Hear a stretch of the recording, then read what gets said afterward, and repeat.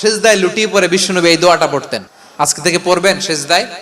বিশ্বনবী সাহাবাদের বললেন, ও সাহাবারা শোনো, আল্লাহর জান্নাতে কেউ কোনোদিন প্রবেশ করতে পারবে না তার রহমত ছাড়া। সাহাবারা বললেন, ইয়া রাসূলুল্লাহ, আপনিও না?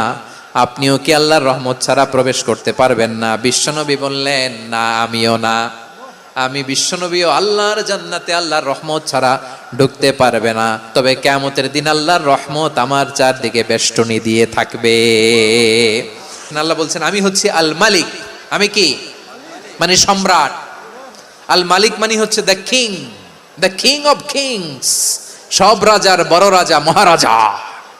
তার চেয়ে বড় রাজা আর কেউ নাই, তার চেয়ে বড় সম্রাট আর কেউ নাই, তার চেয়ে বড় ক্ষমতাধর সত্তা মহাবিশ্বে দ্বিতীয় কেউ নাই। চিৎকার করে বলেন ঠিক কি না?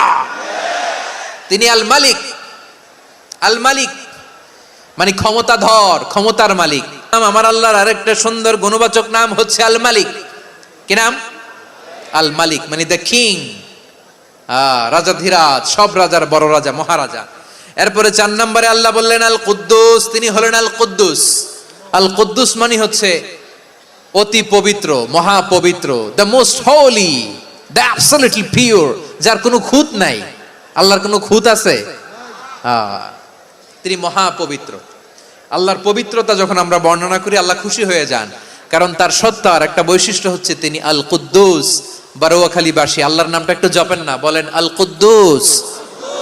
সবাই আওয়াজ করে আল কুদ্দুস। অতি পবিত্র, তার মধ্যে কোনো অপবিত্রতার ছিটে ফোঁটা নাই। মহাপবিত্র, the most pure, the most holy, অতি পবিত্র। ফেরেশতারা বলেছিল, আল্লাহ আপনি মানুষ কেন বানাবেন? নাহনু নুসাব্বিহু বিহামদিকা ওয়া নুকদ্দিসু লাক। এই যে নুকদ্দিসু কুদ্দুস পাইছেন? তারা বলেছিল, আল্লাহ মানুষ কেন বানাবেন? মারামারি করবে, আমরাই তো ভালো, আমরাই আপনার মহিমা বর্ণনা করি, আমরাই আপনার পবিত্রতা বর্ণনা করি। নুকদ্দিসু লাক তার মানে আল কুদ্দুস।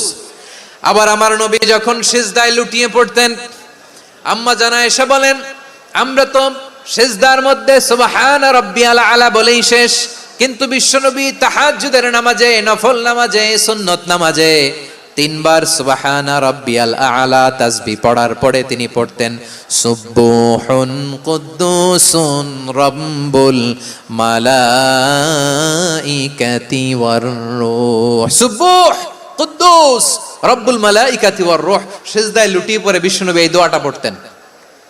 নফল নামাজে, সুন্নাত নামাজে কিংবা তাহাজ্জুদের নামাজে সুবহান রাব্বিয়াল আলার পরে কি পড়তেন? সুবহুন।